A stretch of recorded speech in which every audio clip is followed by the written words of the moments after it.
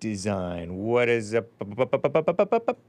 It is 9 a.m. here in Los Angeles, and it is Tuesday, May 21st, AD 2024.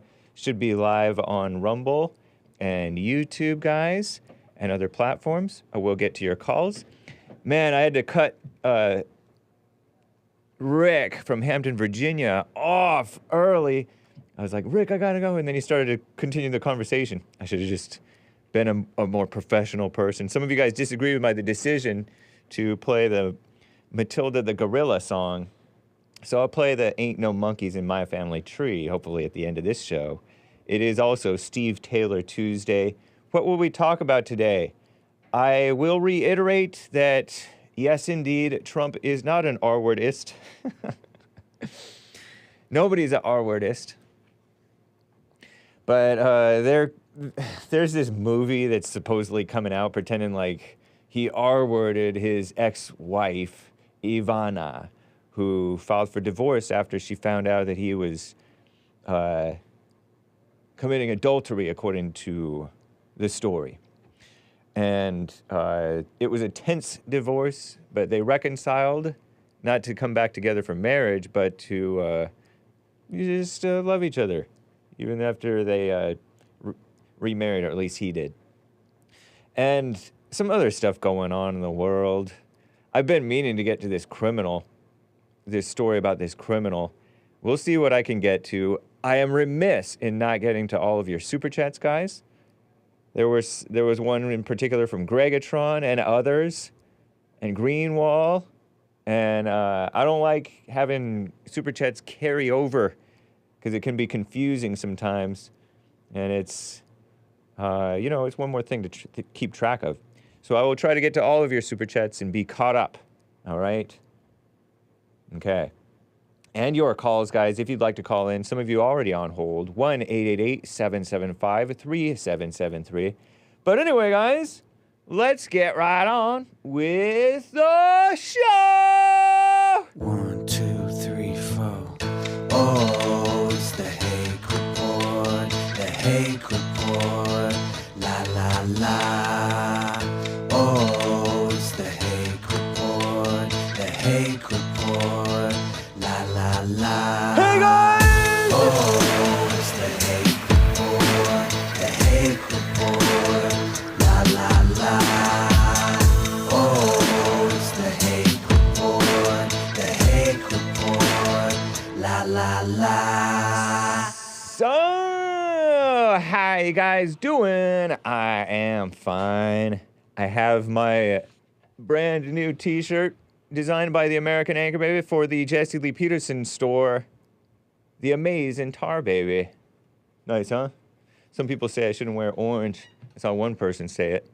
I shouldn't wear orange because I'm too much of a... Well, they said the G word on Hake. I disagree with that word. Too much of a redhead.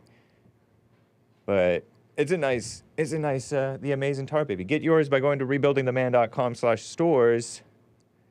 Rebuildingtheman.com/stores, and it's different from the Hake Report Teespring store, okay?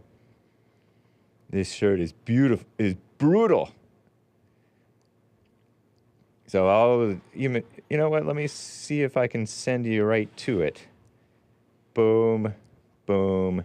Amazing merch. There is gold. There is orange. That's the one that I have. There's heather red, pink, white, ash, heather mauve. Many other designs. Wow, a whole bunch of colors there.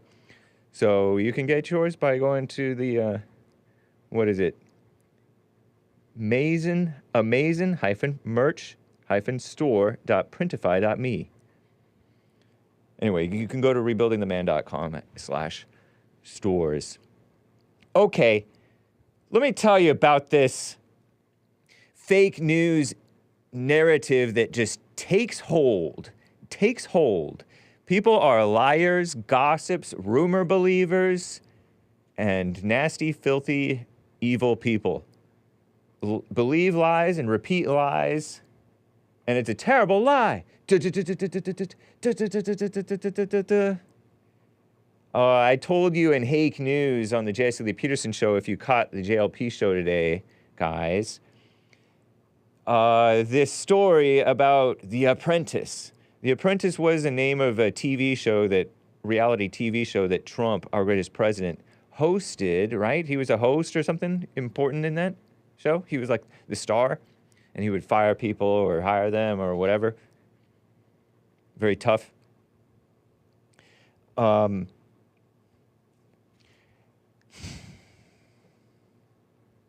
so they made this movie called The Apprentice, but it has nothing to do with the TV show. It has to do with Trump, though. Trump in the 1980s, when he was an up-and-comer, was he a billionaire at that point already? Very rich man, very successful, son of a successful man who worked hard and had his sons work hard, had him work hard, work smart.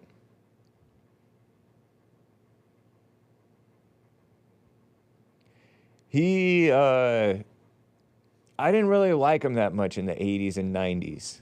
I didn't like his look. He's kind of a towhead. These towheads, their hair color is more blonde than their skin color. But anyway, I liked him okay, but everybody liked him.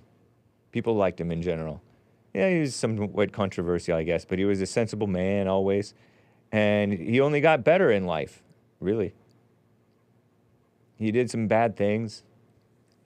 He divorced and remarried. That's wrong. That's not the right Christian way. But there's a whole lot of Christians who have accepted divorce and remarriage. And nowadays, there's a whole lot of Christians accepting the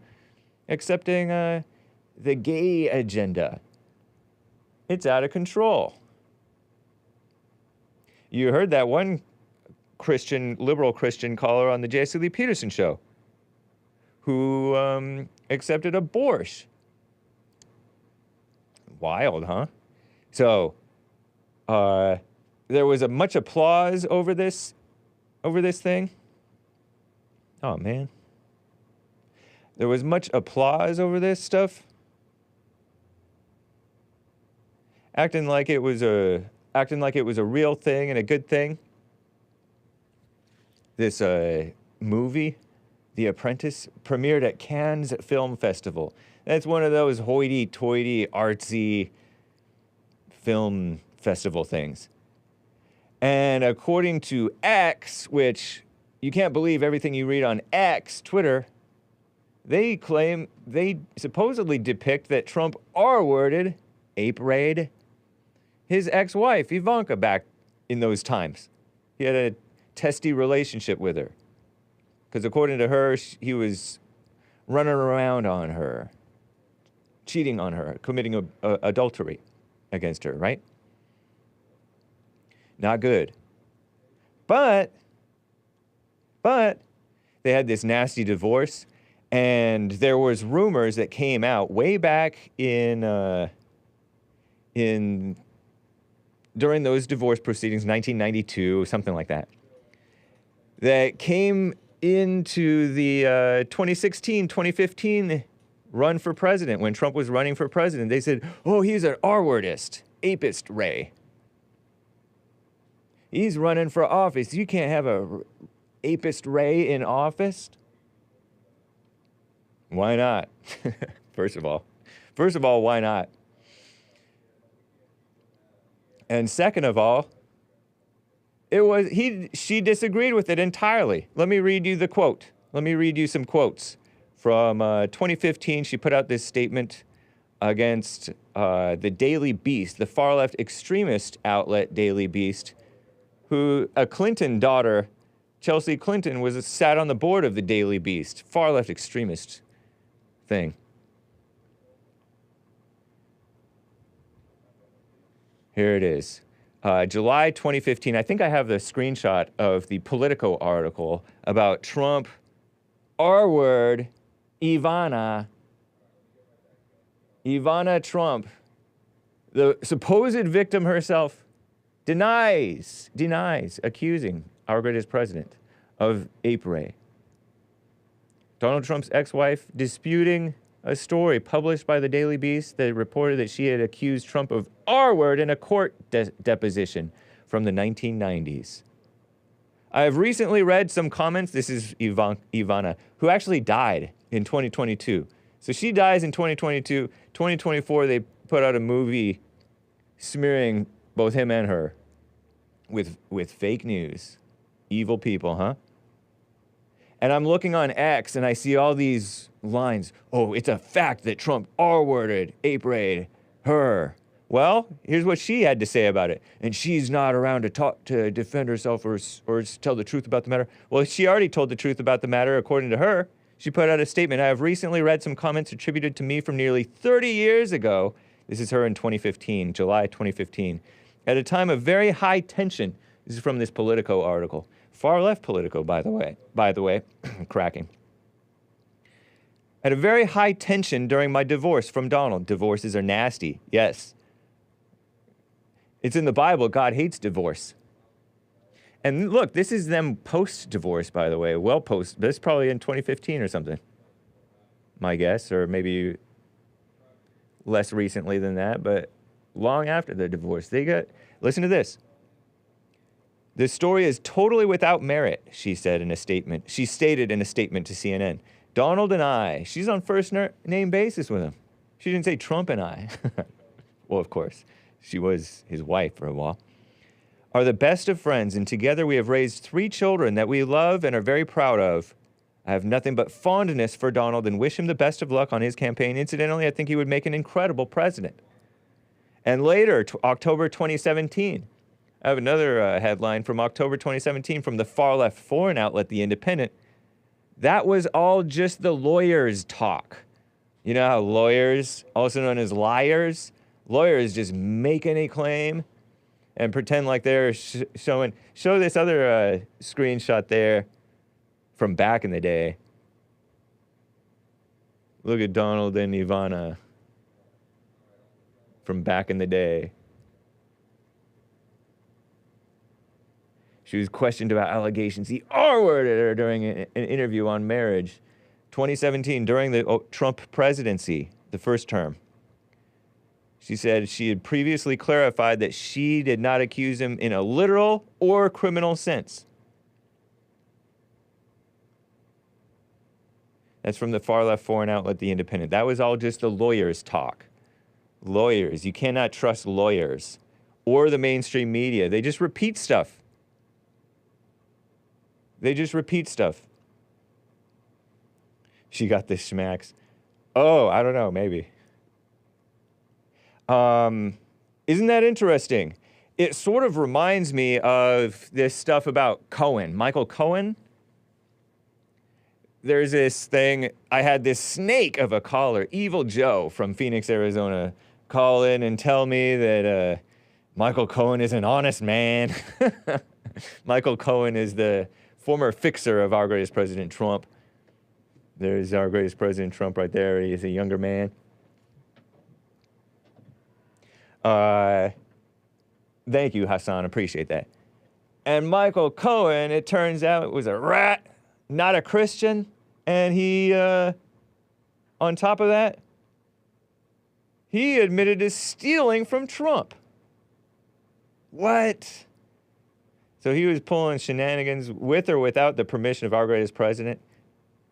And who knows what the truth is, but a lot of you guys accept just statements as fact. Oh, he paid off that one dirty video woman, therefore he must have S-worded with her. Had the S word with her, X, say, sex. With that dirty video woman, Stephanie J. Gregory Clifford. You guys call her Stormy Daniels because you're dirty.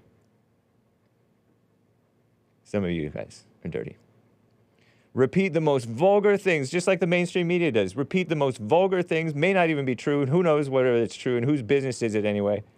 From 12, 15, 18, 19 years ago, as if it matters. And you just repeat stuff, have no clue what the big picture is, what the whole truth is, or even what the facts are. You don't know the facts, nor do you know the truth. What a mess. And Evil Joe from Phoenix was acting like, oh, Cohen is an honest man who admitted lying. Cherry-picking Commie Joe conveniently forgot about this tidbit. Cohen is a slimy, slippery snake, says Big Bump. My sometimes co-host, Michael Cohen, admitted he stole $30,000 from the Trump organization. Double that because of taxes or something. It was like $60,000 or something. And then they said it was something more than that. But he admitted that he stole from Trump? What? I don't even understand that. Nor do I really care because I don't know, I kind of like Cohen. Except for he's a rat. But hey, I like rats. I like rats. I like snakes. I forgot to get my snake out during Crooked Evil Joe's call. Did you hear Evil Joe freaking out on my guest, Crishaun the Don? Shut up! Shut up! What a mess. And he blamed the white hate crimes on, he blamed white hate crimes against blacks, supposed hate crimes, right? I don't even believe in the term hate crime. Every crime, if it's a real crime, if it's a crime committed under God, is from hate. That was a hate crime, Evil Joe saying, shut up, to Misfit Nation, Crishaun the Don on last Thursday. That was a hate crime. Hate. Because everybody hates. Everybody's guilty of that. But no, you wanted to blame it on, oh, these whites are scared of 2045 when whites are going to be a minority. Talk about Terri. Stop it. Stop it, Terri. In the chat. No, facts and this reality of what's going on, all that does, and ideology does not produce. Ideology is a symptom of anger. Wrong ideology, right? Having an ideology is a symptom of the hate within that you yourself, of which you yourself are guilty. So, relax. You are swallowing lies. The biggest lie, the root lie, yeah, you may know about the Jays. Yeah, you may know about the women. Yeah, you may know about the blacks. Yeah, you may know about the whites or whoever. But you still swallow the root lie, which is your own false self-righteousness. Silly, stupid. Don't say that word too much, kids. But it's true.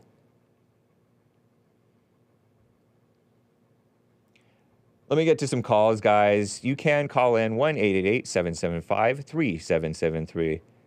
JONA, a first-time caller in NC, North Carolina, the beautiful South. JONA, is it JONA with an H or no H? No H. Nice. Hey, good to hear from you, man. Yeah.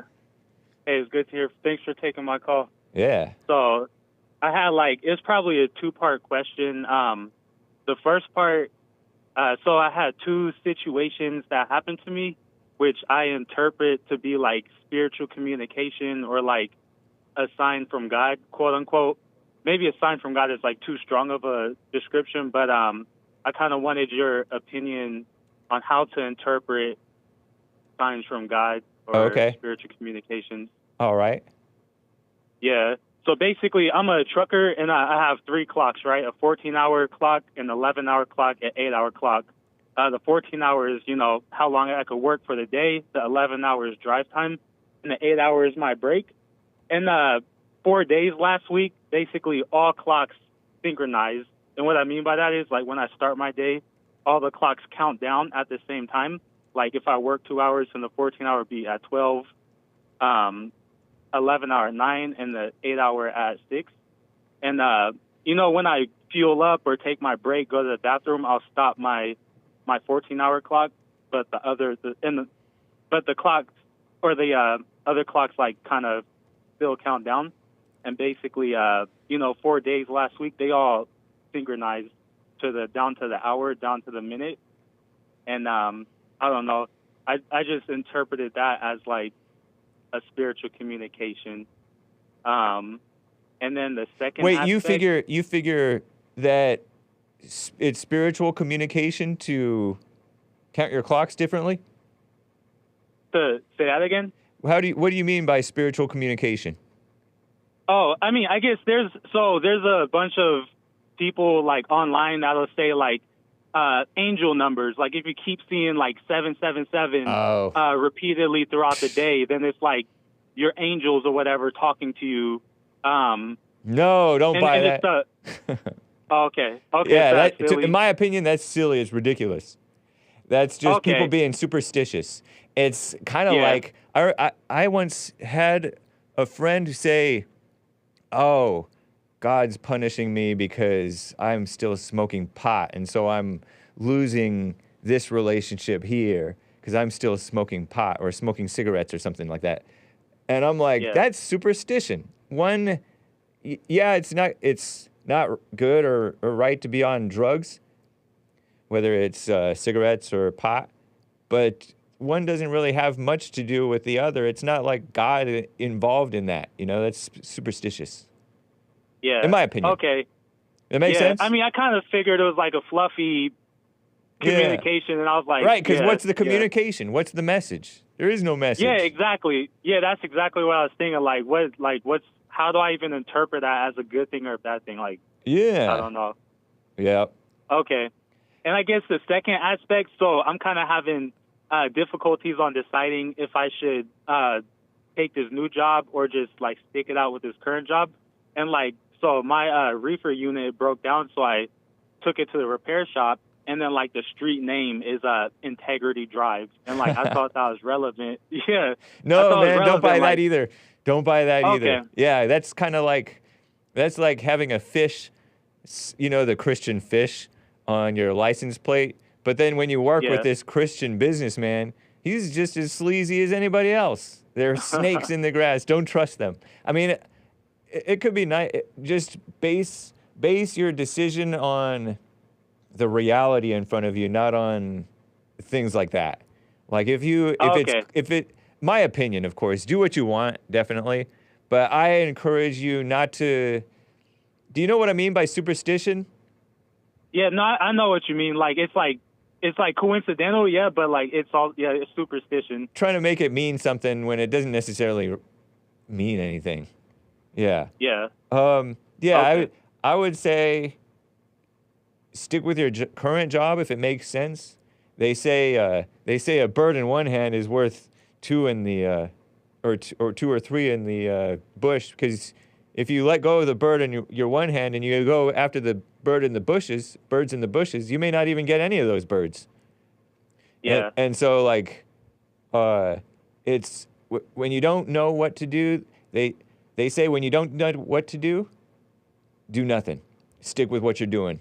Stick with what you know to do, which is do your work, work an honest day, and see where life leads you. Be kind of led.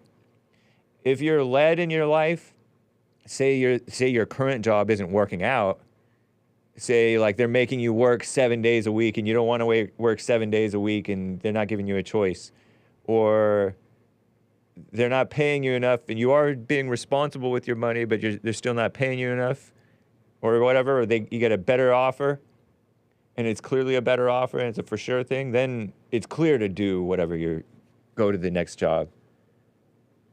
So if it's a better situation at this other job, make sure that you do right by the employer that you're leaving. Give the 2-week notice or whatever's proper notice or more.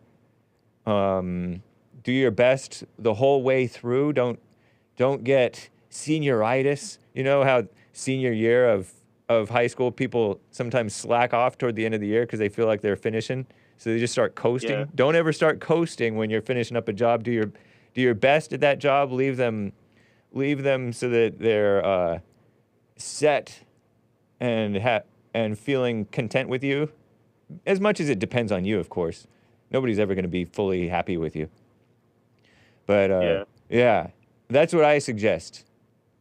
Okay, so even though there's certain small little issues, and it's I guess just kind of deal with, because I mean there's gonna be issues everywhere, so just kind of deal with the issues and just just keep the bird, basically. Yeah, because you're right, there is always going to be issues. It depends on the issue. Because something you may call a small little issue, and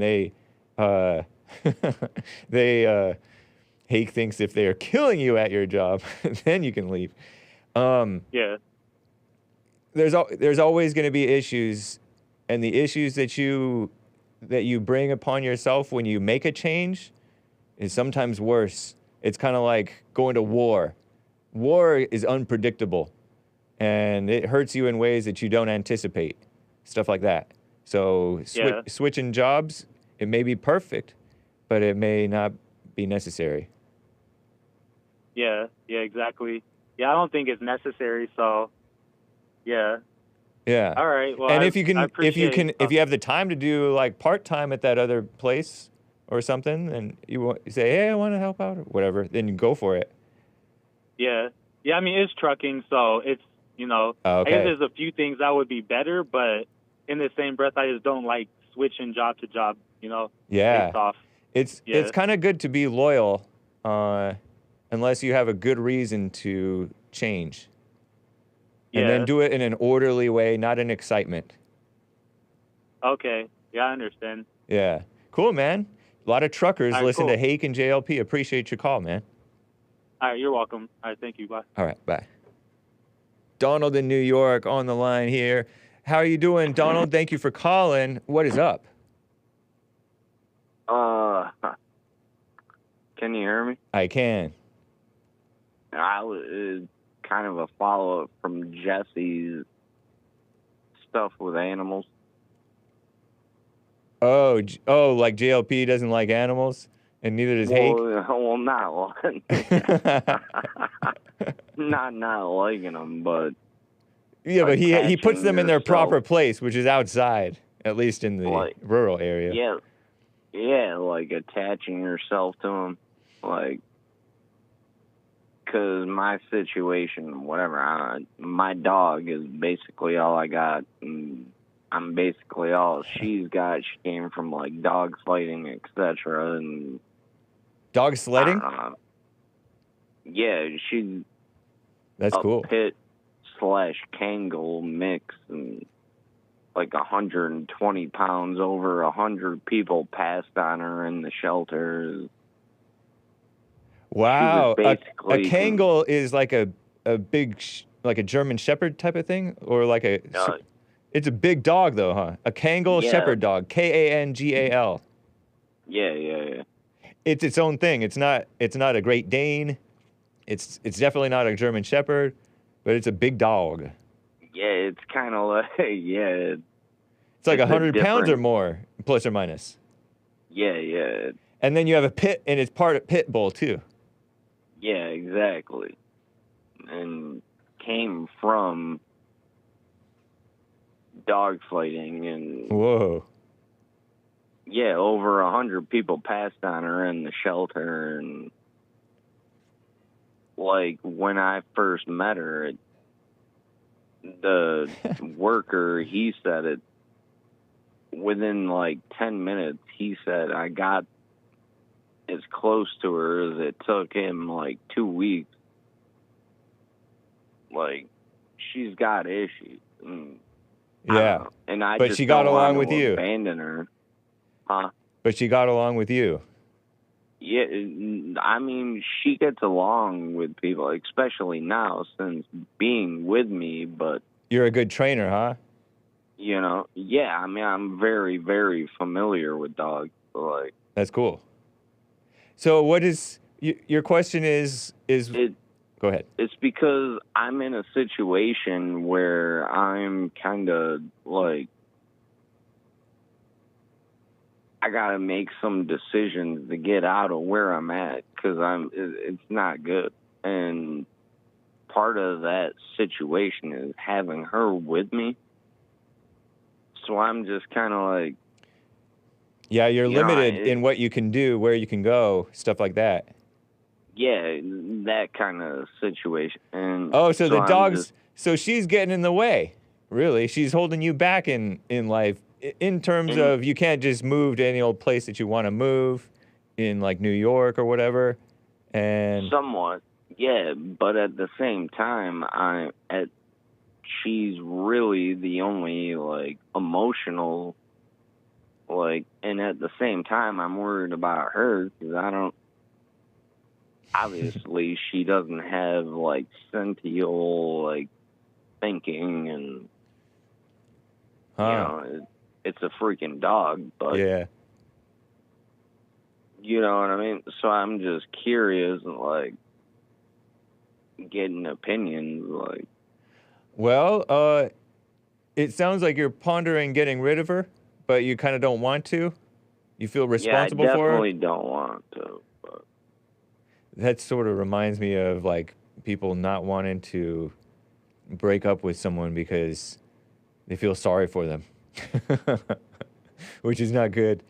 That is a good analogy. Right. Yeah. And that's not a good mindset to have. I recommend don't necessarily do the opposite of that feeling. Yeah. You know, I'm not saying get rid of it just because it's that's bugging you. Not necessarily, anyway. I mean, from the looks of it, it seems like I'm gonna be able to keep her and find a way out of it. But yeah, either way, I'm just curious. But you want to get past that feeling. You know. Yeah. If there's a sensible solution without losing your dog, without passing the dog along, but there are enough dog lovers and responsible dog lovers, especially nowadays, that you can easily find someone to take care of her and not put her down or whatever, or set her loose in the wild.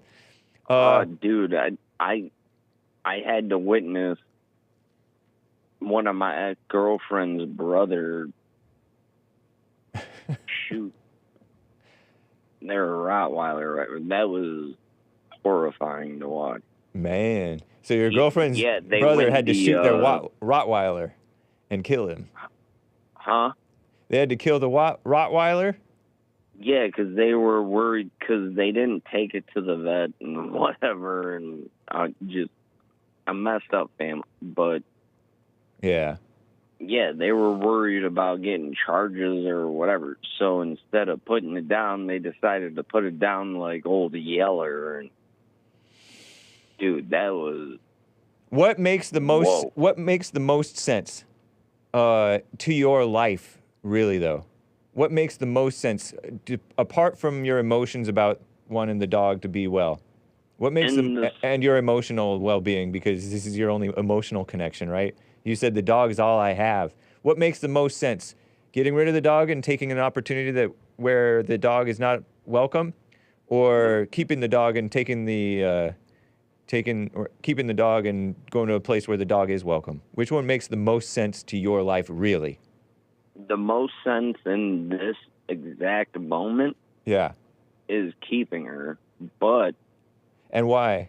Going forward, but why? Yeah. Because I'm able to live like I'm not like completely, like, you know what I mean? I got enough and whatever, and she's my only companion. And no. Apart from pretty much. Well, hold on. I'm talking apart from the companion thing, because I don't know if a companionship is the right thing unless she's like a good guard dog. I'm talking practical she's sense. An amazing guard dog. Let's say practical sense. And I'm in a house where there's like raccoons running around upstairs. Like it. Don't raccoons sometimes get rabies? Dog. All right. I said, don't raccoons sometimes get rabies?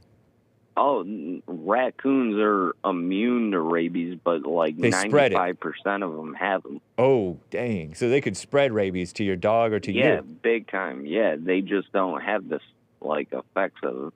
Whoa, that's scary. Yeah, not cool. Yeah, raccoons are so cute, but you want to stay away from them because you don't want rabies. Yeah. Okay, it sounds like it sounds like for present times it makes sense to have her, but part of it is your emotional companionship.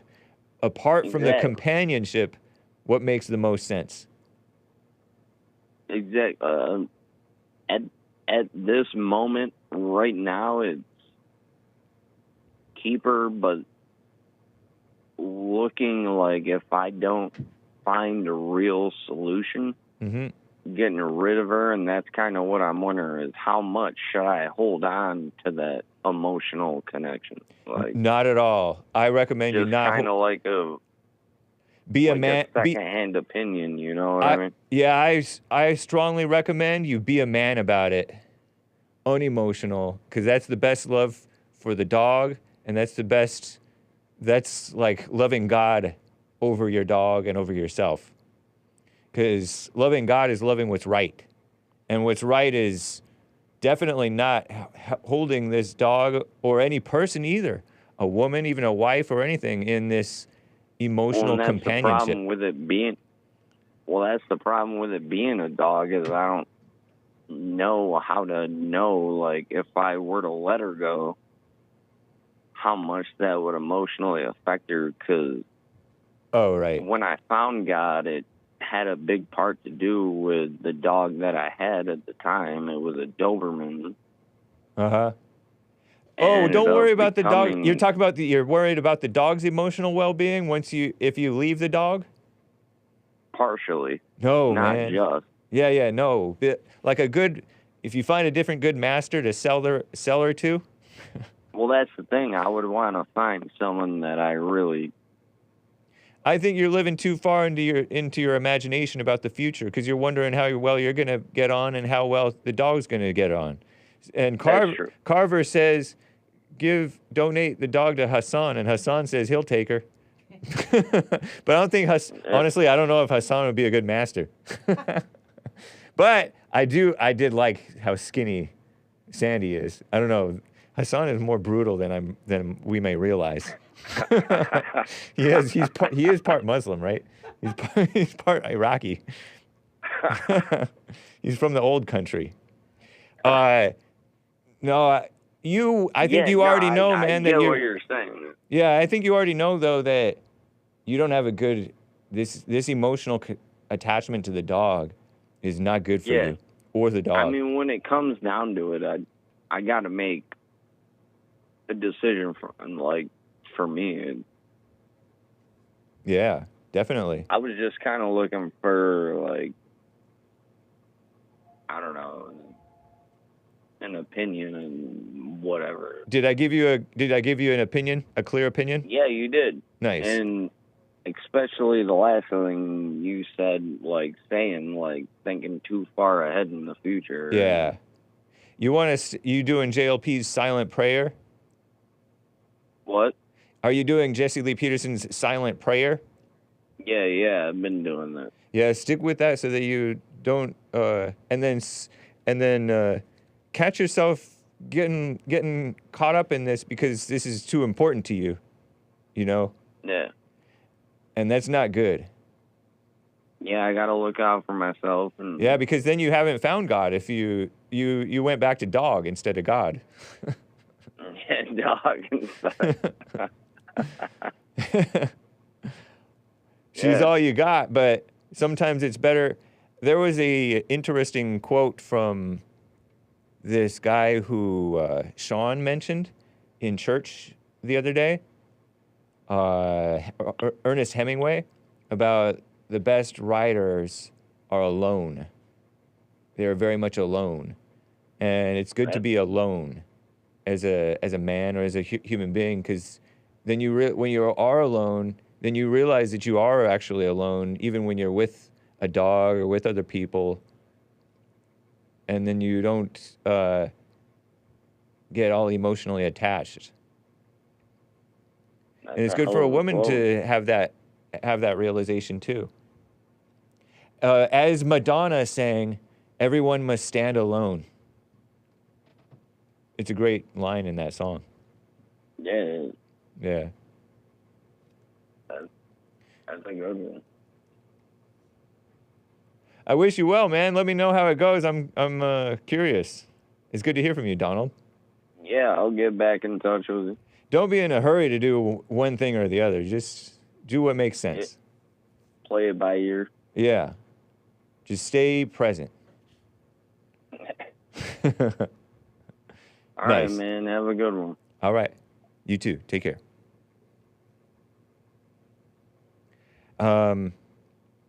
Wow. Oh, Daniel in Texas. I got to get to Daniel in Texas real quick. Daniel in Texas is on the line. What's up, man? How you doing? I'm well. I just wanted to throw in my 2 cents about Donald's situation. Okay. Donald, keep the dog. You need the dog. The dog needs you. When you got the dog, you knew what you were getting into. And if you have any sort of extenuating circumstances where you can't keep the dog, just know that it may be very difficult for him to find another home, or her, and it may be put down if you take it to a shelter and nobody wants it. But it sounds like you made the decision already. Just stick with it, and I think you will find that everything will work out. You'll be able to, do your job. Dogs are very adaptable, and all will be well. So my advice: keep the dog. You need each other. What do you mean by need each other? They need each other. Because the dog has probably bonded to Donald by now, and it's clear that Donald is bonded to this dog. And dog owners go through this all the time. Should I keep the dog? How much? But the reality is dogs are very adaptable, and they can adapt to your work life. They can adapt, especially if it's just Donald. So it's just him and the dog. Oh, okay. It's not like he has to worry about children or anything with this dog. Yeah. It sounds like he has an ability to give this dog a home, but I think he's just having the same feelings that all dog owners have. Have I taken on too much? And the reality is, no, dogs are very adaptable. They'll figure it out. So. By adaptable, aren't they also adaptable when they lose you and they go to a different owner? Are they adaptable to that? Sure. I mean, they are. But yeah. I don't think that's a good idea. From what he has said, he has said this dog is a very particular breed. Yeah. The reality of this dog having a happily ever after life is not, and I know you're saying, don't worry about that. But I think he's already taken on the dog. He should just stick with it. And it sounds like he likes the dog. And if he likes the dog, it's a positive addition to his life. Yeah. But if the dog is holding him back and he's emotionally attached to it, like you said, all dog owners get emotionally attached. I feel like I remember my dad being, or supposedly my mother talking about my dad being sad about my dog after his dog died. Right. Well, yeah. And I know that. Go ahead. I know that the other side of it is the JLP. He's always digging into Hassan about his dog. Yeah, but dog owners become beta about their dogs. Yeah, I'm not going to put words in JLP's mouth, but JLP probably saw dogs from a different perspective. He may not have had very many positive interactions with dogs. I mean, he had Tony with him when he shot a squirrel. Okay. Yeah, and the dog was just a dog outside. He had these animals. He killed some of the animals. He had killed the hog, killed the chicken. And so when you live that life, you see animals as useful for human beings and not necessarily man's best friend.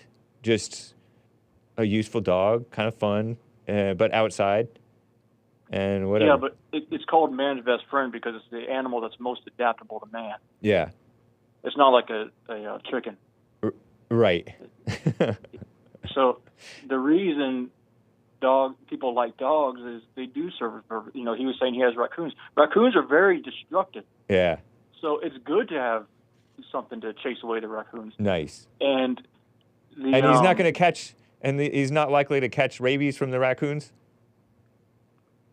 The dog isn't? If the raccoons are disincentivized to come, then you're not going to have to worry about that. True. But if you don't have a dog, a raccoon will tear up your house. A raccoon will tear up your garage. Raccoons are very destructive. Yeah. If they think that there's an advantage to tearing up your home, they will do it, and there's nothing to stop them. And if you've ever trapped a raccoon, they are so strong, they will tear up a cage. Like if you think of like a possum trap or like a rat trap, like those kind of those metal kind of aluminum cages. Yeah. That will not hold a raccoon. A raccoon can tear that up. Awesome. It's awesome, but you don't want to be around raccoons. Yeah, you don't want to deal with raccoons, but if you have a dog that will disincentivize a raccoon from coming around, then that's a good positive addition. Yeah. Interesting, man. I only disagree about the emotional attachment part. It's not good to be broken up about a dog or broken up about the prospect of losing the dog or whatever you have to do. That's not good for human beings to be caught like that.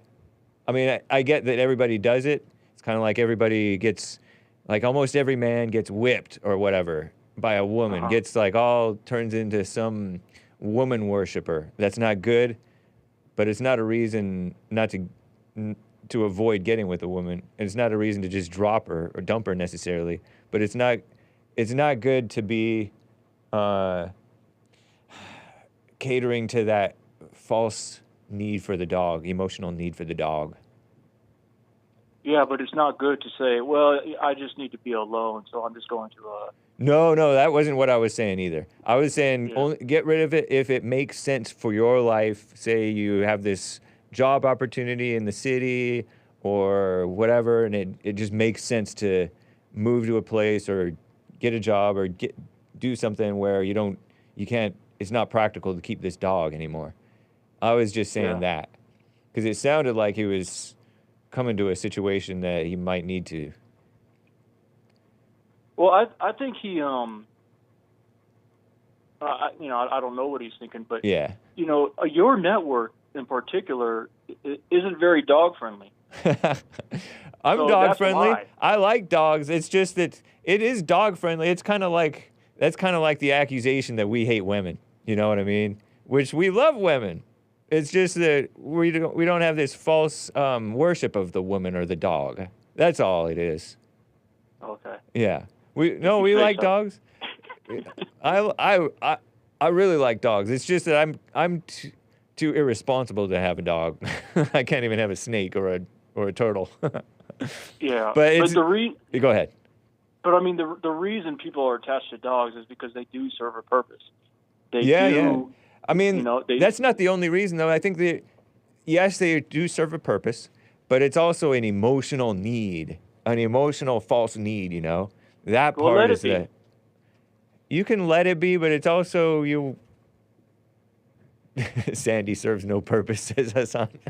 And Sandy, you will know Sandy's purpose when the day comes, man.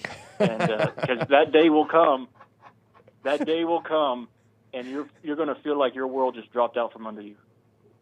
Because all dogs go to heaven. I saw that movie as a kid, and I actually liked it, even though I don't normally like sad movies. I don't know why I liked it. Maybe I was going into the fallen state at that point.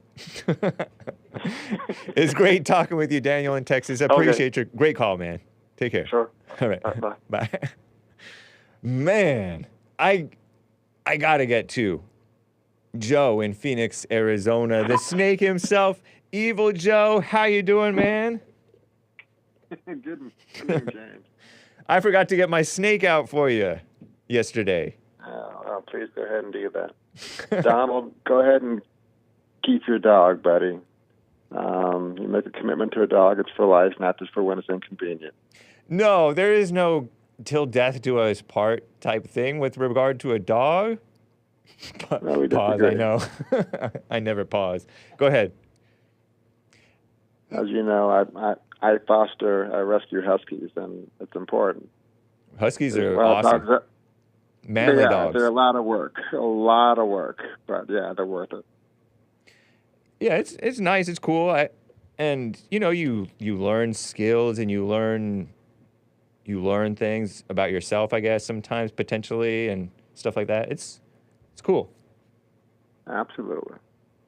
Okay, let's be clear. I didn't say Michael Cohen was an honest man, because he did lie to Congress. I said he was a truthful witness, and that's basically what I said. Oh, okay.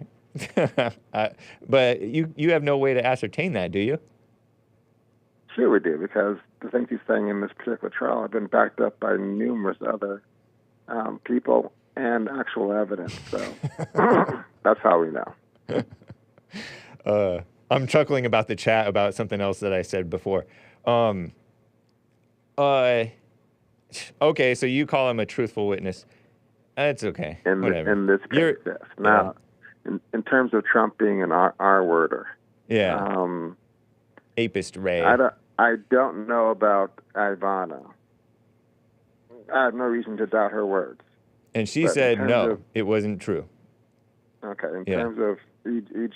Carroll, though, he was already adjudicated in a civil trial, Joel, a civil trial, to be guilty of the equivalent to the R word. No, S-word abuse. And they basically said, was it true? Because I don't pay attention to any of these cases. I only hear it from you and maybe a little bit from CNN and whatever, the ladies at the Skim. Wasn't it something like about digits, fingers? Not to be too explicit. Let me be careful of your channel here, but the reason why it was S-word abuse and not R-word, because in New York, R-word is very narrowly defined. To be R-word in New York, you have to use your private parts. Yeah. Okay. Trump only used his fingers, so that's the only distinction. And there's no proof of that. It's just, didn't they use something that he said about grab him by the private parts? Private parts, yeah. And so he said that in the Access Hollywood tape, and so they used that to say, oh, that means it's more likely than not, because that's all a civil trial is, more likely than not that it's true. A preponderance of the evidence. Yeah. So a 51% likely, 49% unlikely. Oh yeah, he's guilty. Oh, he's liable for it. Well, we actually agree on that. I think I told you before that in these kind of cases, I don't disbelieve the women, and it's tough when there's no actual evidence. I mean, you look at what happened to Cosby, you look at what happened to Tyson. Yeah. There's plenty of evidence to the contrary that was never even allowed in. So that's one thing. That's one thing about Trump that we can agree on there. Yeah. So you're not telling me that you believe E. Jean Carroll, do you? I would not believe, just on face value, any woman who makes a claim against a famous man. On my show, didn't you call him an R-wordist? I said that he's been adjudicated in a civil trial to be guilty. That's what I said. I think you called him a R-wordist at one point. But, you know, I won't hold it against you, because a lot of times in your passion, you may say stuff that you don't actually mean. You may speak imprecisely sometimes. Right now you're speaking precisely, but sometimes people speak imprecisely, and we don't hold that against people. Who's we? I don't know. Say for today, James. I have to go meet my farrier before she's put on my horse, so I don't have a lot of time today. All right, well, wish you well. Hope you continue to heal up and all that. Take care. Thanks, buddy. Have a good day. All right, bye. I call him the snake. Jaime in Minnesota on the line here. Jaime, thank you for calling and holding there. What is up? What's going on, Hake? Hey, just chilling. Hey, I wanted to talk about the animals. Yes, sir. When I was 12 years old, my dad brought a a turkey home. Whoa. And we were going to have that turkey for Thanksgiving, and we didn't have him long enough to name him, you know? Yeah. And I had to do the honors. Oh, you got to ill-K the turkey? That's right. Whoa. That's right. How'd you do it? Oh, with the butcher's knife. Whoa. So what did you do? You just cut the head off, or what did you do? Yeah, cut the head off. We took it to the backyard, and my dad held it down and cut its head off. Wow. You're brutal. Yeah.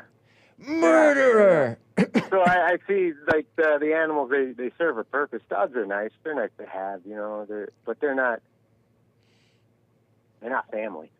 Well, a dog You know? serves more of a purpose with a human being, you know, like being a guard dog or helping fetch stuff or whatever. And Like, my wife bought a dog and got it as a puppy, and it's 1 year old, one and a half years old now. But I've had conversations with my wife, and I said, you know, if this dog gets sick really bad, and we're not gonna keep it alive to, you know, pay all these medical bills and all that kind of stuff. Because we listen to other shows, and they say, oh, I've spent $20,000 on my dog's cancer treatments or whatever. And he's like, what are you doing, man? What are you doing? You can't be spending that. That's irresponsibility. Interesting. Yeah, Right? true. I Right or agree. wrong? I mean, spending thousands of dollars on an animal, it doesn't seem right. I get that you kind of have a captive audience because you have this animal, and it's possible to keep the animal alive and even improve the well-being of the animal, but you have to spend thousands and thousands of dollars to do it. But it's possible to do it. And nowadays we live high on the hog, a lot of people are living spoiled, or they can blow money on stuff like that. But it's first world problems, I guess. We're getting soft and beta. Well, a lot of it is because they don't have wife and kids, True. especially men. Oh, yeah. Men make a lot of money. They can work hard, and you spend it all on the animals. That ain't right. Yeah, You gotta I be agree. spending it on making babies and that kind of stuff. Yeah. But I got the dog. I let my wife get the dog because, you know, it'd make her happy, and she stays off my back. I like it when she's happy. You know, and that makes her more of a healthy person to be around. And there's purpose to pets and animals. Yeah. I pet the dog. You know, I'll pet the dog. Right. You know, and just today, I pet dogs too. I took it to And the vet. cats. Mm-hmm. My wife took it to the vet, and we gave her $300-something worth of shots. You know, Wow. You had the money saved up. Right. You know, thought it out. Yeah. But any more than that, $301, then time to go. True. That's your cutoff. operation. That's your threshold. Nice. No, I'm just kidding. That's a joke. Yeah. But yeah, being too serious about these animals, that's not a good place to be, man. Right. That's almost like worship. Yeah, it is. And you you make wanna such check a great yourself on point about children, not having families. It's a rash. It is an epidemic. Dog owners instead of families. Mhm. Oh, these are our babies. It's terrible. Man, that's gross. Yeah, it's. But I understand it because it's people are emotional, and they're brainwashed and conditioned by society and their own evil, listening to Satan, not to live life as normal people do or would or should. Right. And we had that baby. We were having a baby, and so I thought, you know, it'd be a good thing for my boy to have a dog, you know, for them to grow together. Uh-huh. And that's, you know, there's purposes for dogs, but there's a limit. Yeah. And people gone way too far with that limit. True. Yep. My opinion. I agree. And, you know, we're just free men talking. That's all. Indeed. All right. Appreciate it, Jaime in Minnesota. Take care. Bye. Bye. It is Steve Taylor Tuesday. I hope you enjoy this track before I get back to super chats and calls and stories, hopefully. This is called Cash Cow, a rock opera in 3 small parts, or 3 small whatever, something like that. 3 small acts. From the 1993 album Squint. I'll be right back, guys. You musical Philistines, you can go outside, shovel snow for 5 minutes, grin and bear it, you musical Philistines. Cover your ears and sing La La La. But it's Christian, guys. Enjoy, and I'll be right back for the rest of hour 2. Hang tight.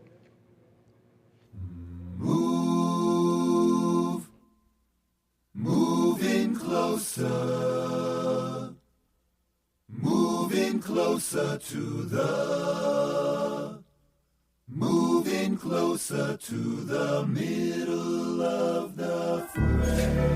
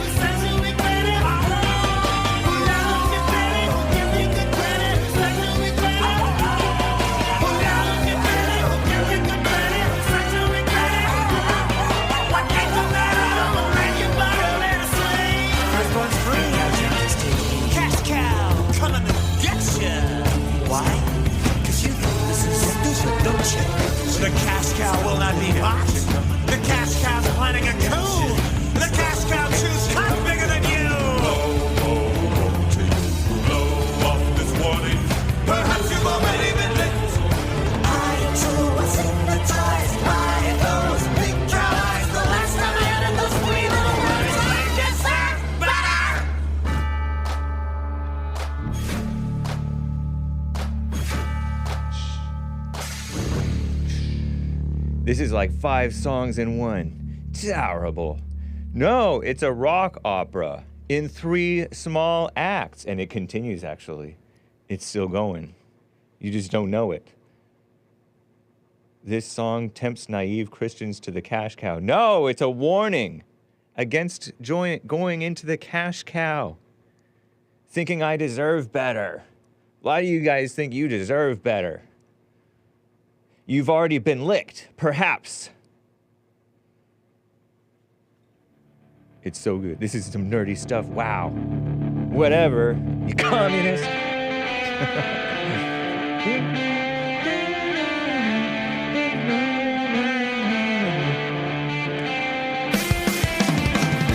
It's Steve Taylor, and it's Christian. I thought he was clever. I deserve worse. That's right, baby lady.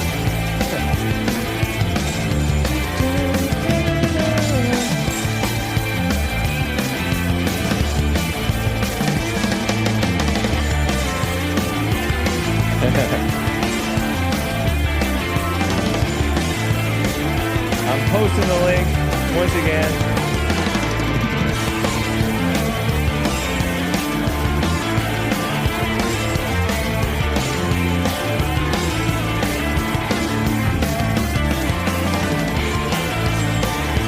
So good, right?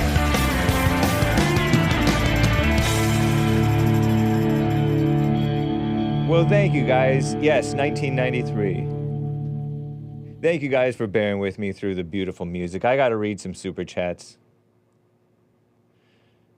Greggatron, I was remiss in my duties to read Greggatron's super chat over on Streamlabs. Hake, the last few episodes have been very good. This was from like Friday or Thursday. Shout out to all your callers and guests. Have a good weekend. Thank you, Greggatron. Appreciate that. As always. Fletch bought 5 coffees over on buymeacoffee.com/The Hake Report. And he, or she, or it, maybe an AI, states, Hake, you rule. Love y'all at Bond. Thanks for being real and being you. Have you heard about the town of Dolton, Illinois? Oh, yeah, I think I heard of Dolton. It has a black female mayor, right? Dolton, Illinois. And the absolute mess their local government is in, the FBI is investigating. And if the FBI, so evil is investigating evil. Well, maybe there's some decent people at the FBI. Press 1 if you think there's some decent people at the FBI. Maybe like 1 or 2, right? Or a few, or 5, or 10. How many people work for the FBI? Press 1 if there's a good FBI agent out there. Press 2 if it's all trash, evil, liberal. I think there's some good ones probably, right? Go work for the FBI. Be a light in the dark place. Press 3 if you don't know. Press 4 if you're just here for chat. Thank you, Fletch. Yeah, Dolton, Illinois. Terrible. What is Dolton, Illinois known for? Mixture of railroads, good site for industry. That's not what it's known for. It's known for having a black female mayor who's a mess, if I'm not mistaken. Thank you, Fletch, for the 5 coffees. Very generous. Appreciate that. Carver bought a coffee over here on the Hake Report. Buy me a coffee. Hey, Hake, I have to congratulate you on the success of your nefarious plan. A little inside baseball here. It all started when Sean smashed the globe on the JLP show. Let me see if I can grab it. Whoa. Okay. I found the globe. Oops. I kicked it to the other side. Terrible. This is when Hake got word from NASA. It's under there. Terrible. Clumsy Hake. This is when Hake got word from NASA that it was time to push him out. That's right. I got the word from NASA. Did you know that Hake is in touch with the feds? I contact the FBI about whatever. You guys stalkers. I contacted the IRS about some of you guys who like think that taxes are theft or whatever. The IRS, contact the IRS, which is recently extra funded now under Obama-Biden, right? And they're getting trained with guns too, by the way, I heard. Maybe that's old news. And now I'm contacting NASA. I'm in contact with NASA to get rid of Sean, the producer. Cool. because he smashed my globe, the beautiful globe. Actually, this is not my globe, but it was sent to us from a flat earther. Thank you. Okay. The first phase was inspired. Stories about bottled water started appearing on the show package. This was the perfect setup and cover, giving Hake the excuse to start stockpiling water bottles in the office. The trap was set, 48 water bottles stacked precariously above Sean's turkey and cheese sandwich. With the bottle caps loosened, all Hake had to do was wait.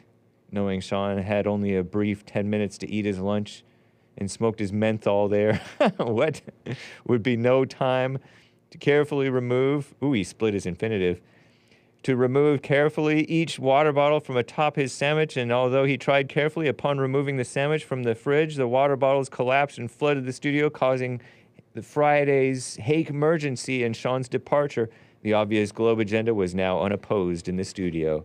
Indeed. Indeed. Thank you, Carver. Appreciate that. Just a little heads up. Look at this. Look. I think this might be... Is this Australia? Is this New Zealand, or is that New Zealand? Where's New Zealand? New Zealand's like further out here, huh? Is that New Zealand out here? Whoa, it's even further? I don't know. I don't know geography. But if you look at Australia, there's no flat earthers in that whole area, right? Press 1 if you're a flat earther in Australia or New Zealand. Because look, you see my eyeball? It looks flat. It looks flat when you're so close to the obvious big old globe, and you can only see a little tiny circle. Like I doxed my dime. Remember I doxed my dime? Little tiny circle on the obvious globe. So that's why you don't see a curve when you look at the obvious globe. Nice, thank you, Carver. Terry donated a coffee saying, I apologize for wilding out in your chat and lowering the tone. See, Terry, you apologize to me for things that I'm not aware of you doing. But thank you. Apology accepted, I guess. Maybe once I find out just what damage you've caused, I may have to be like, darn it, I already accepted her apology, now I have to forgive her. Darn. Why does it matter, asks Charlie Church about, I presume, about the obvious globe. It's just, we like to argue. Just egos fighting. And lastly, Popcorn's Thump Cake bought a coffee. Hake, on yesterday's show, Monday, why are you speculating on what someone thinks deep down in their heart? That's what I'm saying. It's a demonic trick of the devil to try to figure out what someone is really thinking based on what they say. Yeah, because you jump to conclusions and you have no clue. You have no clue. Also, Hake, on yesterday's show, when MLK said, I have a dream, when people would be really judged by character and not color, what he really meant was, hey, whites, judged by character. Yeah, he's trying to pretend like the whites are not already judging by character. Keep in mind, you, Hake, are someone who's admittedly never bothered to read any of MLK's actual writings because you don't really care. Yes, that's true. And yet you've come to a conclusion about what actually was in his heart, which you claim is evil. No, that's what the message already is. That's what the message is, Popcorn's Thump Cake. It's like, hey, whites, Black Lives Matter. Hey, whites, judged by character. The same thing. Taking his statement at face value, take his statement at face value. Yeah, the face value is he's trying to tell whites to do something the whites are already doing. Otherwise, you're doing what you claim to be an evil thing. Read his writings and know for yourself, as you say. I'm not going to read his crap. What are you talking about, Popcorn's Thump Cake? I'll read your coffees. Your coffees have more value to me than MLK's writings. If I want to know about MLK, I'll get secondhand information. Like, I'll have Chad O. Jackson on the Hake Report, maybe. Or I'll talk to him, Chad O. Jackson, you know, the guy who's actually read MLK's writings and found out, yeah, this guy turned to atheist at like 12 years old or something. He's a communist. And yeah, it's like I took that statement at face value is like, yeah, I already do that. Yeah, I agree with that. Who doesn't agree with judged by character and not color? That's already what's happening. Who doesn't agree with that? And then that's what I thought as a kid. Yeah, I agree with that. It's a nice statement. And then later I'm like, hey, wait a minute. These blacks are accusing whites of what the blacks are guilty of. Judging by color, judging by racially profiling the whites as racist. That's makes them guilty of the racism that they're pretending that the whites are guilty of. The blacks are the real racists. Popcorn stump keg. And knowing for yourself isn't knowing about what somebody else is thinking or saying or anything like that. Knowing for yourself is knowing what's important, not getting caught up in the mess, which happens to everybody, but it doesn't make it right. You know what I mean, Jelly Bean? What else? Yeah. Because when I'm talking about trying to think about what somebody really thinks, it's like Joe from Phoenix saying, hey, you just hate Obama because he's black. I'm like, what? Or Mark from Los Angeles wants another Asia cost. What? Just because he said this FS phrase. And I don't think the H-Acost was in the original FS phrase writings in that My Struggle book. Mein Kampf. I chuckle because Dennis Prager, who is maybe my sixth, is he my sixth favorite Jew? Carver, do you remember, is Dennis Prager my sixth favorite Jew? Dennis Prager said he's writing a book and he's gonna call it My Struggle. Which, when translated in German, is Mein Kampf, I think. See, Dennis Prager can joke about it. It's good to joke. It's fun. But you don't have a clue what's in the minds and hearts of the whites. It's better to know for yourself, the evil self that thinks and acts so selfishly and judges other people. That's what it means. Thank you, Popcorn Stump Keg. It seems like you're just trying to catch me in these different inconsistencies that you imagine. You remind me of those people who say Jesse contradicts himself. He says don't judge, but he judges all the time. Or it's like the Pharisees try to accuse Jesus, Jesus Christ. They try to catch him in some inconsistency. But go on, I appreciate it. Popcorn Stump Keg, of course, definitely. Yeah, unless I get some wild hair, I'm never going to bother reading MLK. It could be kind of good show content. I saw on Uncle Tom 2, Chad O. Jackson and Jesse Lee Peterson were both in Uncle Tom 2. Highly recommended. Miles above Uncle Tom 1. UncleTom.com. Uncle Tom 2. It had MLK watching this black lady complain about her situation. She had this tough situation, supposedly. And I believe her, because I believe women. And she got through finishing telling her sob story, and he's like, my. I'm like, oh my gosh, she is of the same ilk as the whole rest of these phonies who survived him. Who survived after the so-called civil rights movement? All these phony black preachers. What a mess. Phony black so-called leaders. A lot of them aren't preachers anymore. They're just snakes in the grass crying racism when they're the racists. And they're ridiculous. And I can't believe that anybody takes them seriously. But there's a lot of things that you can't believe that people believe, and people believe it. And people believe lies. Like JLP says, when you're angry, you believe lies. Nice. Great super chat. Great coffee, popcorn, stump keg. As always, I appreciate it. And I say, I'm never going to read it. But maybe I will. One day. Nice. Thank you, popcorn, stump keg. That's cool. All right. Let me double check over on Rumble and Streamlabs and Ko-fi and... What's up, IG crew? Nice to see you. I I did see your chat. Sorry, I'm sad that there were some issues on Instagram Live. I wasn't aware of that. As far as I could tell, everything was fine.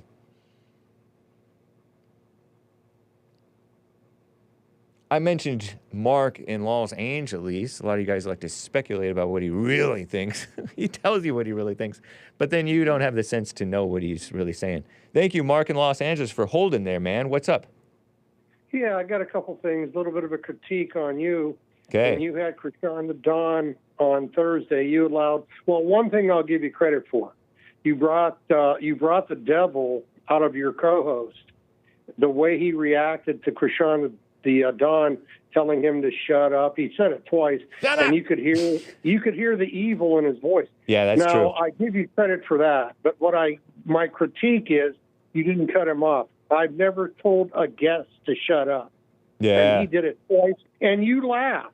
I did. Okay. Well, so did my guest, honestly. So did Chris.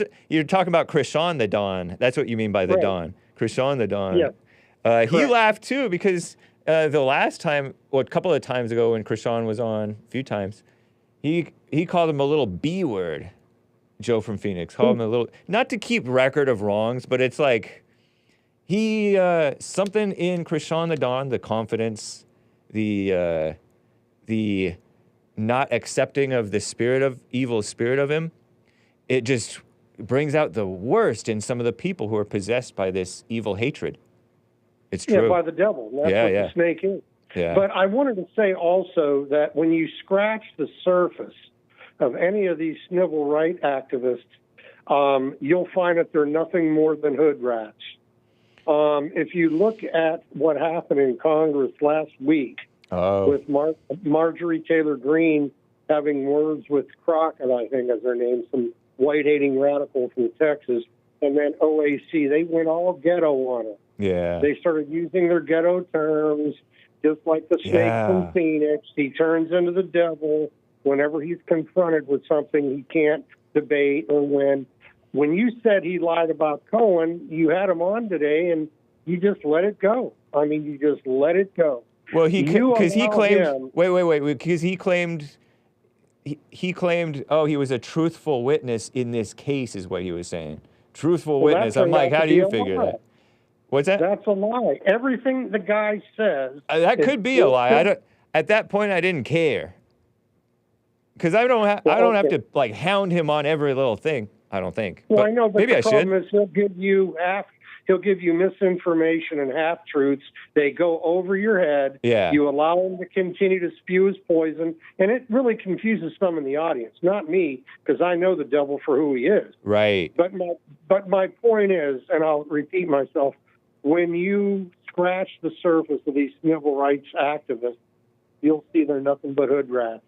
And if you want to know about I like your point about allowing lies. I should always bring up that you shouldn't believe a word that Joe from Phoenix says. You should not believe a word that he says. And you shouldn't even necessarily believe what I say, because I may be mistaken. You've been mistaken sometimes. But Joe from Phoenix has he's selective on the facts that he brings, and some of those facts many times could be wrong. Everything he says, the point of everything he's trying to do is to take away white rights and make us a minority. He brags about the fact, I think he's the one that bragged about 2045 will be a minority. Why would he brag about that unless he wants our destruction? Yeah. I wouldn't give that guy 2 minutes on my airtime. He has nothing to offer but lies. Yeah. Okay, so again, on the Martin Luther King thing, if you really want to know about who that man was, I lived through his era. And let me tell you something, everybody hated him back in the 60s. He was hated by everyone. But they made a martyr out of him because he was killed. J. Edgar Hoover, back in, I think, 1962, Robert Kennedy was the Attorney General, the father of the present presidential candidate. And he gave J. Edgar Hoover the okay to investigate King because the government was getting all this information that King was a communist. So they did the investigation on this guy, and they won't release the investigation report. To this day, they won't release it because it implicates him in a negative way. And just like the shooter in Tennessee, whose manuscript they wanted to hide, they're hiding the truth on King. Oh, you're talking about the Nashville female to wannabe male transgender who shot up the Catholic school, right? Yeah, she hated like whites, a year ago or so. Exactly, and they suppressed her diary or whatever you want to call it, because it exposed her hatred for the white race. Even though she was white, she was the lowest form of a white person that God could ever make. But the point is, they want to hide the truth on King. They don't want to reveal to the public who he was because some people might get upset and they might want to take his day away. But of course, that could never happen because white guilt is so ingrained in our society today. But is it true that Trump withheld the King stuff, or did he withhold the JFK stuff, or both? I think it was the JFK stuff that Trump withheld. I'd love to see him put out the truth on Martin Luther King. They'll never do it, though. But there's a book you can read, When the Walls Came Tumbling Down, by one of King's lieutenants, Abernathy. I heard of him, yep. Yeah, and in the book, he talks about King being with two prostitutes. Right, you told me about that. I remember. Okay. Yeah, I remember hearing about that. Right, so he's no hero in any way. I mean, I don't really care about that because he was just had issues like like a lot of relatively young man. He was in his late 30s, right? He was this popular guy, and of course, and he was he wanted the ladies, but he was a mess, and he was a whoremonger. But that wasn't why he was evil. He was evil because he was pushing terrible lies. He was pushing the so-called civil rights movement, which is pure evil. A pure communist evil. Yeah. Now, I want to say that there are, in the history of America, there are some outstanding blacks. I want to point to Marcus Garvey, probably the greatest black man in American history. Marcus Garvey, and then you had Elijah Muhammad. I like Elijah Muhammad. He was a strident anti-communist. He gave our commander an audience. He allowed him to speak twice at Muslim events. You have other black people who are working to separate and not integrate, and those are honorable men. I just named a couple of them. There's many more, but your audience may not know them.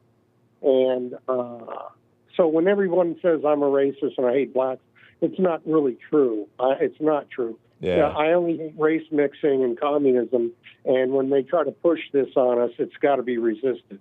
I don't think that it's good to hate at all, though. Like, you shouldn't be hating people, and you shouldn't be even emotionally overreacting or repulsed or outraged at the evil in the world. Like the Bible even says, do not be surprised at the evil in the world. Yeah, but by hating race mixing and communism, those aren't people. I know, but you end up, but there's no difference. There's no real difference because you end up expressing your hate. Like, you clearly hate Joe from Phoenix. Well, I'm not going to admit to that, but go ahead. Well, my point is, say a child of a parent, a mother, a father, hates the action of a child, emotionally overreacts to the action of the child. And the parent, the mother or father, doesn't mean to hate the child. And so they say, oh, I don't hate you, I just hate what you did. But the child is still traumatized by that. The child doesn't know the difference between hating what you did and the child is catching the spirit of hatred, regardless of whether the hatred is supposedly at the action only and not against the person. They still take it personally. So do you hate communism? Yeah. Thank you. But I know, but it doesn't mean it's good to hate communism. But you do. I do, but it's not right. It doesn't make it right. We should just reject evil, which is what communism is, but not be emotionally overreacting to it. Like we're God. Like we're righteous in our hatred and despicable despising of it. Well, I can't speak English. I asked you a couple of weeks ago, maybe 2 weeks ago now, if you hated Satan, and you didn't give an answer. Yeah, because I don't even really understand. Like, I don't. It's an easy question. Omar didn't have any problem answering it. He was your guest that day, Right. And I hate this. I hate Satan. I mean, so what? He was Lucifer. He was an angel that was kicked out and went, and became Lucifer. And I think it's righteous to hate him. I don't see. Well, here's this though, but we don't recognize Satan. Like, you may be accepting Satan while claiming to hate him. That's just words at that point. Well, no, I don't accept him at all. I hate him and everything he stands for. Well, but let's say he has this spirit. He is that spirit of evil and anger in you that makes you overreact sometimes, right? Or something like that. You've accepted him without even realizing it. No, my anger comes from God, from righteous anger. Everybody says that. Righteous. I don't buy that. Everybody says that. Everybody thinks their anger is righteous. Yeah, well, it's not coming from Satan. My anger is. It may be. Satan. Doesn't No, Satan? I'm totally against Satan. I know that he's evil. He's behind the civil rights bill. He's behind the transgender nonsense. But he's also behind the hatred that infects the people who are against. Don't you notice that there's division in the church, and that division is from Satan himself. Okay, I'll and buy the that. church, every person in the church isn't necessarily a communist or a race mixer, but they're still evil. They're still possessed by Satan. Okay. And so my point is that you don't recognize Satan to hate every instance of him. You accept instances of Satan. I believe I heard Satan's voice last Thursday on your show when you had the Dawn on. Yeah. And your co-host called in. That sounded like Satan to me. He didn't even sound like himself. Yeah, I know. He was so angry that you could hear the devil in him. But Satan and sounds I'm like glad that happened, and I give you credit for that, for bringing it out of him. I didn't bring it out of him. I give Crishaun the Dawn credit for that, because that's all Crishaun. Crishaun brings out Satan in certain possessed blacks who hate him, like no other person. That's good for him. He's like Trump in that sense. But Satan sounds like me in my head. I will repeat stuff in my head, and really I'm just repeating Satan. And same thing with you and every human being is like, we're just accepting Satan, not even realizing that we're accepting Satan, because the lies are slick. The deception is slicker than just only communism and race mixing. Well, I don't think I've ever lied on your show. I don't think I've ever told a guest to shut up. I don't think I've ever called somebody a punk. All right. Now, this clown has stepped over the line and pushed the envelope every which way he could, and you respond with a laugh. Because isn't it laughable when he acts all tough? Shut up! It's sort of laughable. Well, in a way, but you still should have cut him off. I mean, would you have allowed me to say that to one of your guests? Because I wanted. Didn't you catch me? Didn't you hear me exploring like what about Crishaun triggers you so much? And then he denied being triggered. So I wanted to understand like, what is this? Why are you acting like this? And every now and then you can say shut up. Kids, I don't think any kids would follow Joe from Phoenix's example unless they too were possessed by that spirit. He said it twice, and he said it in a very angry way. It was. It wasn't, oh, please shut up. No, it was like in an angry way. Yeah, I would say this. You scratch the surface on this guy, and he's a hood rat. That's all they are. You scratch the surface on Martin Luther King, and he was a hood rat. That's all they are. I mean, not all. Marcus Garvey, let's always remember him. He was a good black man. Well, my point is... Lee Stevenson's a good black man. My point is... I think Elijah Muhammad was, too. Everybody is guilty of the same thing, whether they're black or white. They're guilty of the same hatred and self-righteousness and not really believing in God when they pretend like they are. But I got to run, man. It's great talking with you, Mark, in Los Angeles. Great call. You too. All right. Thank you. Yep, Bye. Thank you. Bye.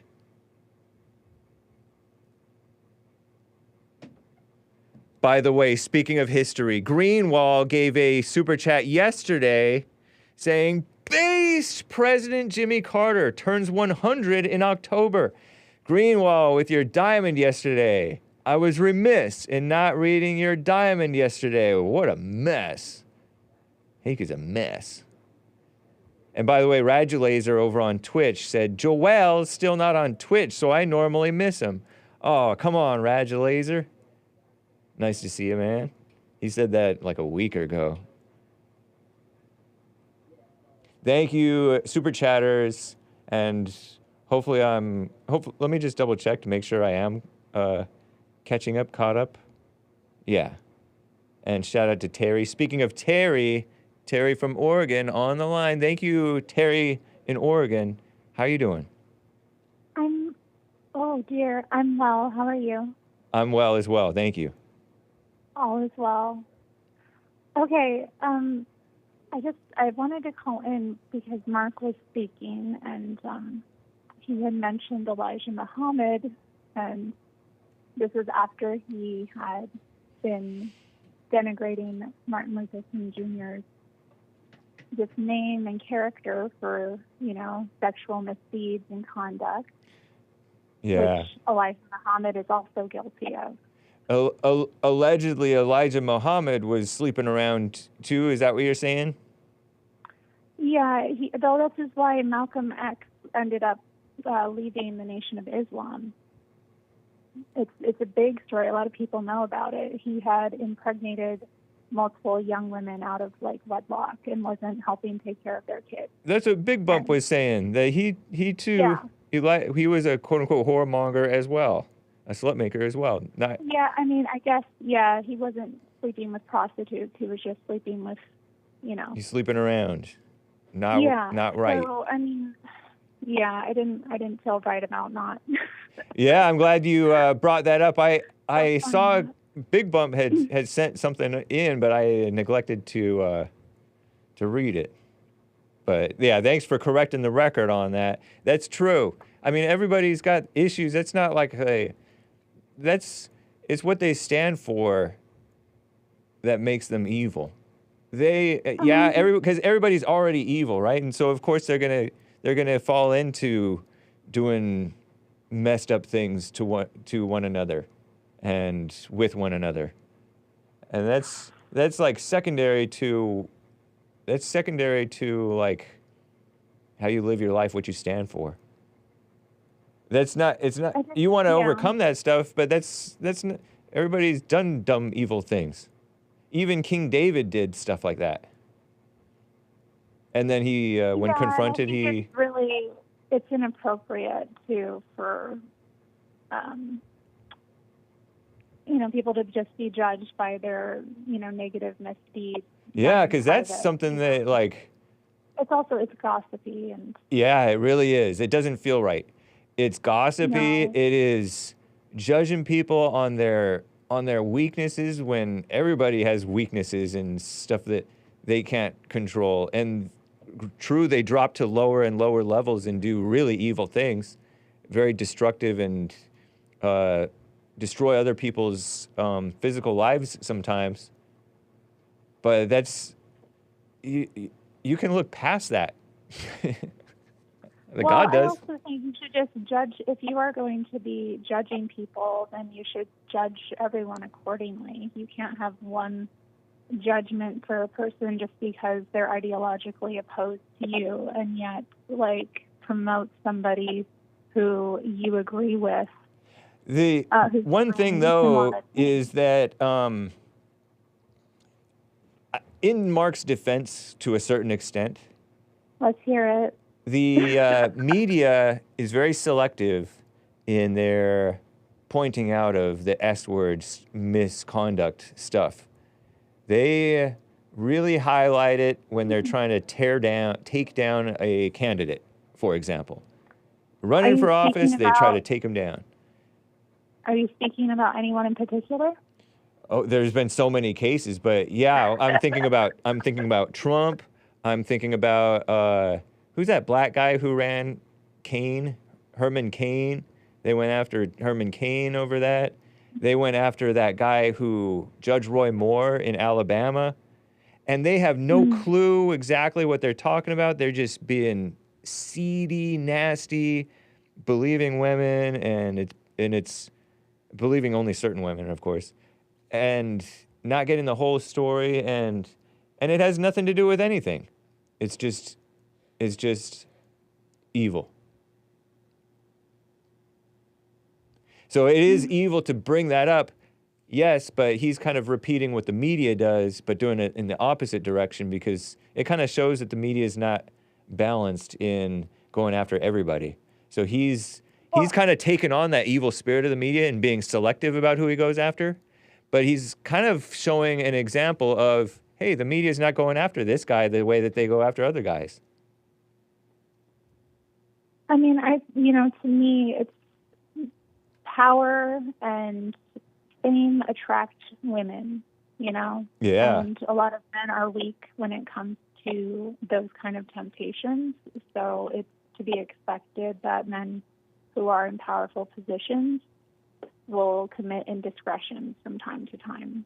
Yeah. So it just seems like pretty immature to me to focus on it. Yeah, I agree. Yeah, I mean, it's not something that I think is, right. But I'm not, we're not his family. We're not his, these people's spouses who commit these acts. It's not us that they're really. Yeah, they're not even wronging us. Yeah, I know. Like. Yeah. No. Yep. And that's the other evil thing that the media does and that people do who spread this type of stuff. They're trying to turn the wife against the husband. They're trying to divide the family.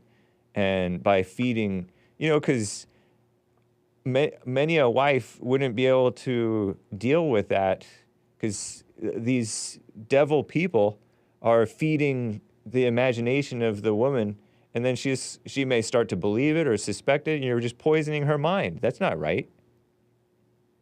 Yeah, it's interesting, too, when these scandals come out, like the position it puts the wife in. It's usually the wife, so we'll just use that language. But I'm thinking of, like, Hillary Clinton, when Bill Clinton was exposed in the 90s, and, so many people wanted her to divorced him, and a lot of people were disappointed that she didn't leave him. Yeah. And then, I don't know, I recently read an article about Harvey Weinstein and his wife, and she left him. Oh, that's terrible. That's messed up. No loyalty. You know who else's wife left him? You're laughing because I'm saying no loyalty. You know who else's wife left him? No. Derek Chauvin. His Asian yeah. wife. How long did he get put in prison for? 20 years, maybe life or something. I don't know. Yeah, but I think she left him even before he was sentenced. But terrible, huh? I mean, I don't know what the details were. She was an Asian and he was a white, and who knows? Yeah, I don't know what. He's probably better off for it, honestly. I mean, yeah, you have to cut people some slack in these situations. I mean, I don't agree with divorce, but I do think people should have access to it if they have to sever. That's a communist buzzword. We have to scratch away the communism away from you. You can't say access to abortion. You can't. Access is a communist. I mean, access to divorce. That's a communist buzzword. But I follow what you're saying. I'm not going to argue with you. I mean, I don't think people should get remarried if they divorce. Yeah. Unless their spouse dies or something. But I don't know. I mean, there's just situations that come up in life that, are beyond our control sometimes. And it's maybe wise to get away from someone, especially if they're doing things that you don't even know about that are beyond what you can, be attached to. Like, I don't know. Are you talking about Chauvin's case, or are you talking about Derek Chauvin, or are you talking about adultery? I'm not. I mean, adultery. I don't know. I don't think that people should necessarily divorce over adultery. Yeah, but unless it's like a chronic issue. Yeah, I mean, I heard, and I don't know if it's true, that some people interpret what Jesus said about divorce and adultery as adultery is the only fair cause for divorce, the only fair cause for it. But is that what is it adultery, or was it like sexual immorality? I assumed it was adultery. I have to look up that. But anyway, yeah, I don't know. It's a mess. He said it's because your hearts were hard that he allowed for divorce. But God didn't make it that way. What God brought together, let no man separate. But did God really bring a lot of these people together? Interesting question. I wonder, because Jesse often advises people to break up. Yeah, I mean, he said that wasn't. He references Jesus. He said that was not a marriage that was put together by God. It's not a marriage. I'm sorry, the sound clipped out. I didn't hear. Oh, he said that wasn't a marriage put together by God, because Jesus said what God has joined together, let no man separate. But a lot of times we go outside of God, we human beings, evil, selfish people, we go outside of God and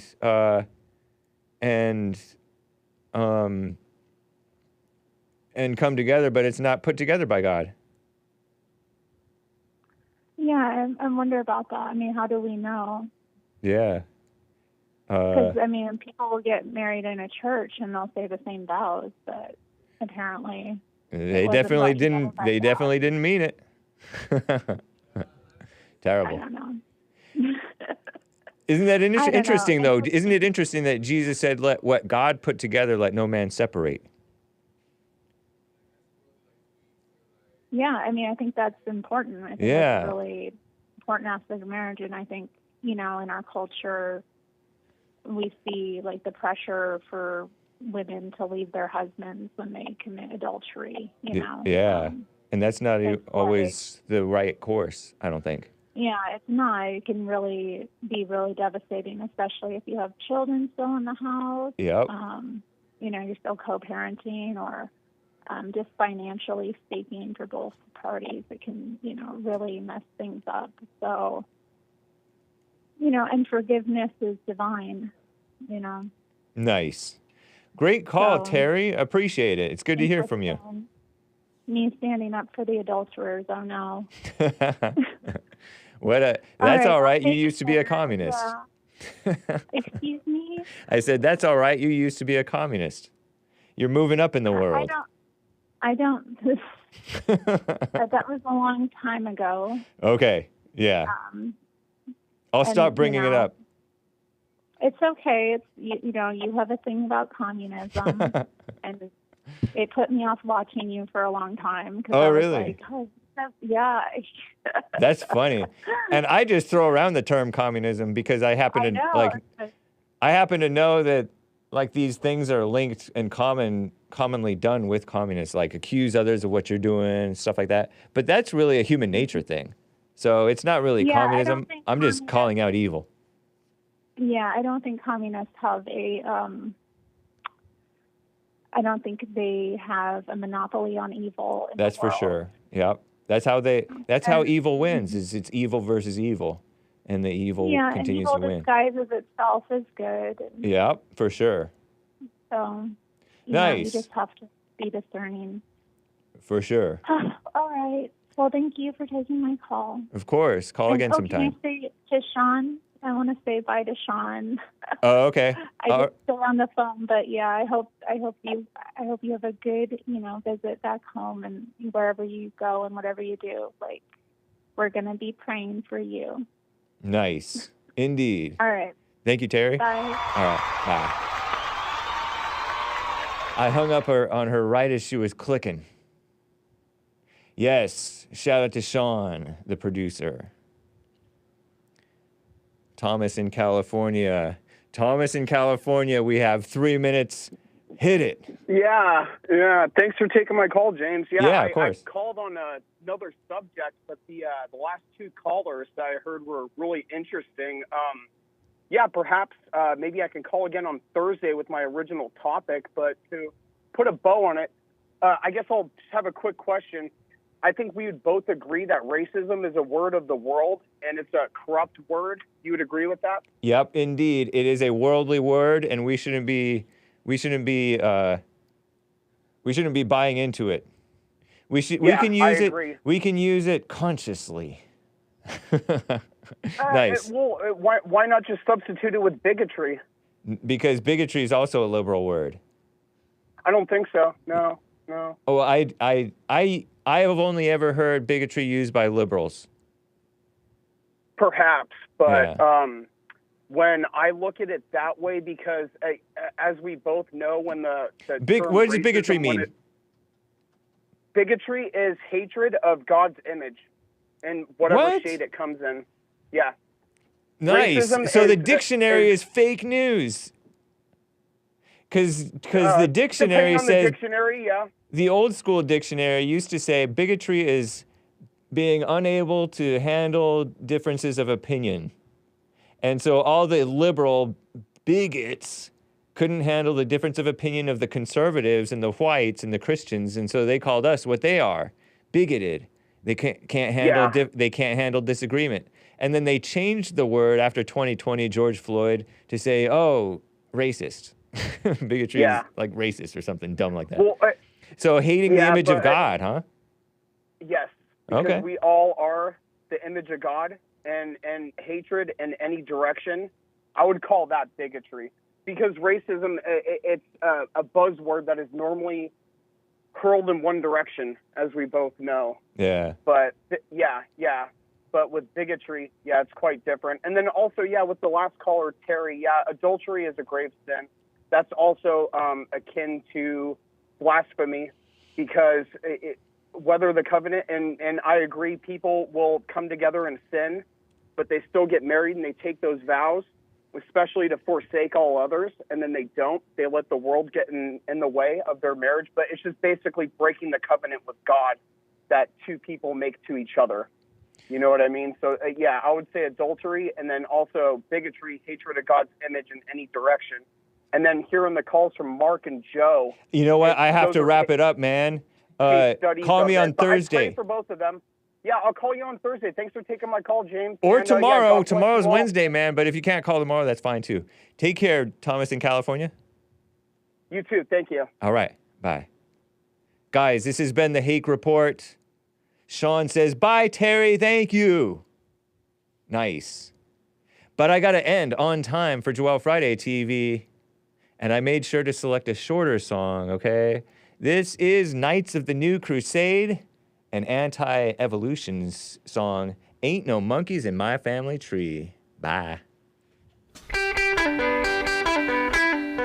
there's monkeys in the jungle, there's monkeys in the zoo. They even got monkeys in some of our schools. They tell us that God didn't make the world in 7 days. They want us to believe that we evolved from the apes. Well, I don't know about them, but I know about me. And there ain't no monkeys in my family tree. The monkeys in the vines, and you'll see them up in trees. You can even see them right there on the TV. They claim that Jonah never lived in the belly of a whale, that our ancestors walked around dragging their tails. I don't know about them, but I know about me. There ain't no monkeys in my family tree. When you see some monkeys, they look kinda cute, but not when they're wearing a tie and a suit. Big book of lines and a fancy degree, trying to make a monkey out of me. No, no, no! It's Christian, guys. Jello Biafra signed them at one point.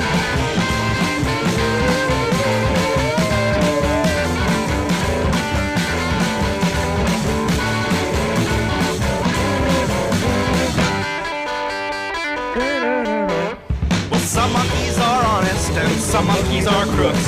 Some of those monkeys even ride dishonest monkey books. They'll say that Jesus' miracles never did occur, and that our ancestors were covered in fur. I don't know about them, but I know about me. And there ain't no monkeys in my family tree. No, there ain't no monkeys in my family tree. Joel Friday TV coming up next, guys. Adios, America. Bye.